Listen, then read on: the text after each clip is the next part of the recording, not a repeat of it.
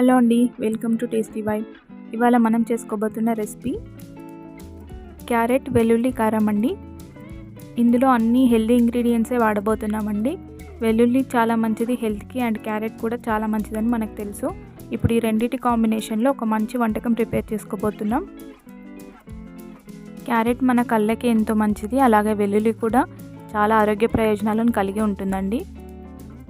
Carrot వల్ల మన skin కూడా చాలా బాగుంటుంది.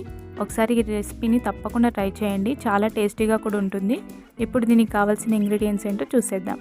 నేను ముందుగా ఒక 5-6 క్యారెట్లని ఇలా చిన్న ముక్కలుగా చేసి పెట్టుకున్నానండి. దీంట్లోకి ఒక 7-8 వెల్లుల్లి తీసుకోండి.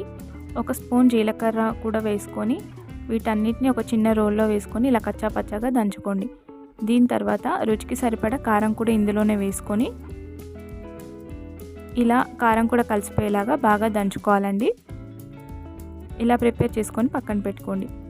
ఇప్పుడు స్టవ్ వెలిగించి ప్యాన్ పెట్టుకొని అందులోకి సరిపడా ఆయిల్ తీసుకోండి. దీంట్లోకి ముందుగా కొన్ని జీలకర్ర ఆవాలు వేసుకోండి. ఇందులోకి కొద్దిగా కరివేపాకు కూడా యాడ్ చేసుకోండి. వీటన్నిటిని ఒకసారి బాగా కలుపుకోవాలి. ఈ జీలకర్ర ఆవాలు బాగా వేగిపోయిన తర్వాత దీంట్లోకి మనం కట్ చేసి పెట్టుకున్న క్యారెట్ ముక్కల్ని కూడా యాడ్ చేసుకుందాం. క్యారెట్ కూడా ఆయిల్తో కలిసేలాగా ఒకసారి బాగా కలుపుకోండి. ఈ క్యారెట్ మగ్గడానికి ఒక 5 నిమిషాల పాటు ఇలాగే ఉడకనివ్వాలి. చూడండి, కొద్దిసేపటి తర్వాత క్యారెట్ పూర్తిగా మగ్గిపోయింది.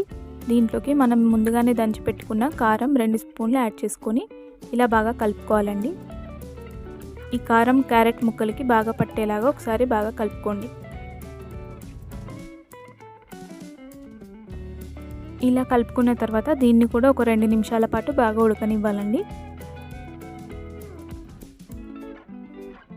అంతే అండి, ఎంతో టేస్టీ అయిన క్యారెట్ వెల్లుల్లి కారం రెడీ అయిపోయింది. ఇది చాలా టేస్టీగా ఉంటుంది అండ్ చాలా హెల్దీ కూడా, కాబట్టి ఒకసారి తప్పకుండా ట్రై చేయండి. ఈ రెసిపీ కనుక మీకు నచ్చినట్టయితే మన ఛానల్ని సబ్స్క్రైబ్ చేయండి, లైక్ చేయండి, షేర్ చేయండి. అలాగే మన ఛానల్లో ఉన్న రెసిపీస్ని చూడడం మాత్రం మర్చిపోకండి. ఇలాంటి ఇంట్రెస్టింగ్ రెసిపీస్ కోసం మన ఛానల్ని సబ్స్క్రైబ్ చేస్తూనే ఉండండి. Thank you for watching.